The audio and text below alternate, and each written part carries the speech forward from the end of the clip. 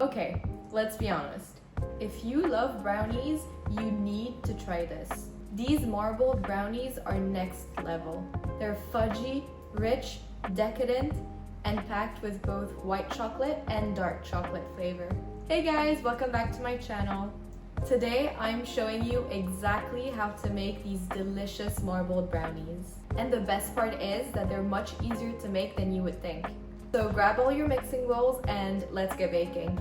But before we start, let's talk about what makes the perfect brownie. You all know there's two types of brownies, fudgy and cakey. And today we're obviously going for fudgy brownies because they're the best. So, how do we get the best fudgy brownies? There's three main things.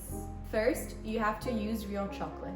Cocoa powder is great, but melting real chocolate makes the batter just so much richer. Second, you need the right fat ratio.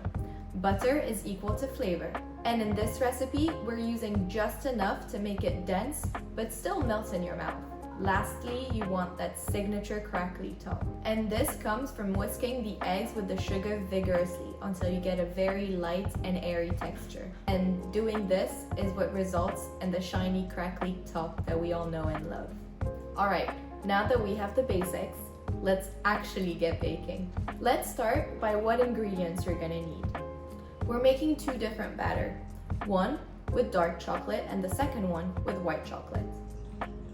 For the dark chocolate batter, here's all the ingredients that you're gonna need. 100 grams of dark chocolate. Here I used 70% cocoa to really balance out the flavors. You need 100 grams of butter.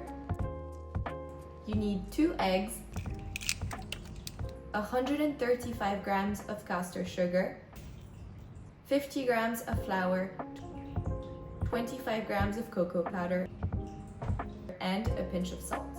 And for extra deliciousness, you can add 100 grams of white chocolate chips. Now for the white chocolate batter, it's almost the exact same ingredients, but the measurements differ. First, you'll need 115 grams of white chocolate, 85 grams of butter, 1 egg and 1 egg yolk, 125 grams of granulated sugar or caster sugar, a pinch of salt, and 110 grams of flour, and 100 grams of dark chocolate chips to balance out the sweetness. Also, before you get baking, make sure that your oven has been preheated to 180 degrees Celsius. And you need to line a 20 or 22 centimeter baking pan with parchment paper. Trust me, using parchment paper makes things so much easier later on.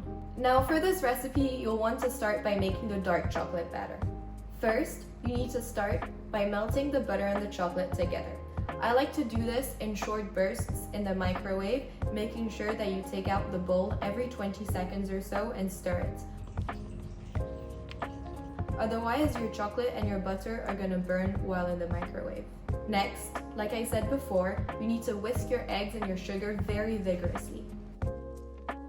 The goal here is to get a light and creamy texture, which is what is gonna give us the crackly top. Now, you need to slowly add in your melted chocolate to the egg mixture. At this point, it should look rich and glossy. Finally, we can sift our flour and cocoa powder with the pinch of salt. You can gently fold it in. Make sure that you add the chocolate chips while the flour is still visible. Otherwise, you'll end up overmixing the batter. Overmixing the batter is going to result in cakey brownies, and no one wants that. Now we're onto the white chocolate batter. The process is very similar. You melt your butter and your chocolate, you whisk your eggs and your sugar, you add the melted chocolate into the eggs, and you sift in your flour. But since white chocolate has more sugar and fat than dark chocolate, it's going to react a little bit differently. The batter will be smoother, but it'll be thicker. Once everything is combined, you can add in your dark chocolate chips. I really like doing this because I just find that A, it's visually gorgeous, but it also really does balance out the sweetness from the white chocolate. Now that your two batters are ready, it's time for the magic to happen. You're going to want to alternate between spoonfuls of the white chocolate batter and the dark chocolate batter. It really doesn't need to be perfect, you just need to have them layered in the pan. Then you can grab a knife or a skewer and swirl everything together. The trick is to drag it in figure 8 motions. Don't overdo it or you will lose that nice marbled effect. Now you can place your pan in the oven for 25 to 30 minutes. You'll know they're done when the edges are set, but the middle is still a little bit jiggly. This means that they will be perfectly gooey on the inside.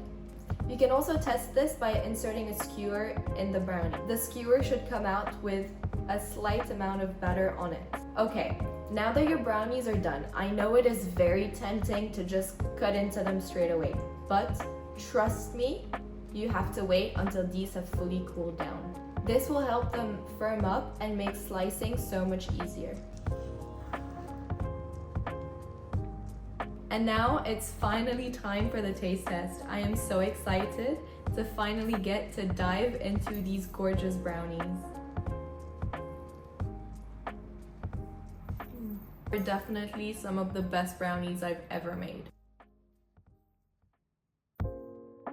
Look at these layers, so rich, so fudgy, and so chocolatey. I also love the swirl on top, it's just perfection. I mean, who wouldn't want a bite out of this? In my opinion, these might just be one of the best brownies I've ever made. But don't take my word for it. Try the recipe and let me know down below what your thoughts are. The mix of white chocolate and dark chocolate is unreal. I love it so much. And to be honest, I was never the biggest fan of white chocolate until I made these brownies. And that's it. Super easy, super tasty. I hope you will give this recipe a try. If you do, let me know down below or tag me on Instagram. I can't wait to see you make these at home. If you like this video, please don't forget to subscribe, comment, turn on your notifications, and I will see you next week for a new video. Thank you so much for watching.